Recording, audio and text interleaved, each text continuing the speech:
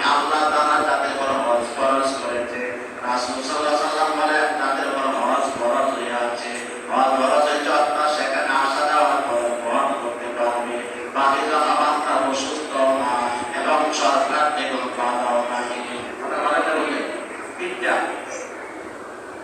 বান্দার মাল আছে, মাল আসা যাওয়ার মতো খরচ বহন করতে পারবে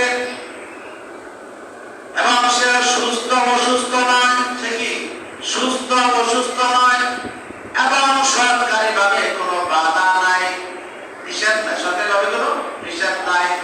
নয় আপনার যদি আপনার হজ ফরজ তাদের উপর এই তিনটা কারণে, এক নম্বর হলো তার আসা যাওয়ার খরচ রাখতে হবে, দুই নম্বর সুস্থ থাকতে হবে, তিন নম্বর হলো সরকারের অনুমোদন লাগবে। কথা বুঝতে পারছে? সরকারের অনুমোদন লাগবে। অনুমতি না থাকে সে হজ করতে পারবে না, কারণ সরকারের অনুমতি নাই। হজ ফরজ হয়েছে, বান্দা অসুস্থ, তার কোনো হজের দরকার নাই।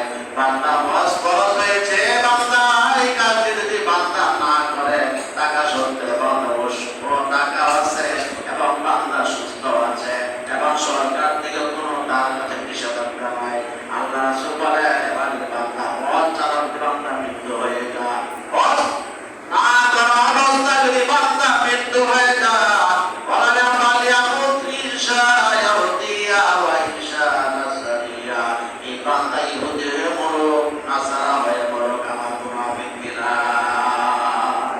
কি বলছে রাসূল সাল্লাল্লাহু আলাইহি ওয়াসাল্লাম? তাই যারা রাসূল মুশাররফ করেন হজ করার জন্য কি করতে হবে? কি করতে হবে?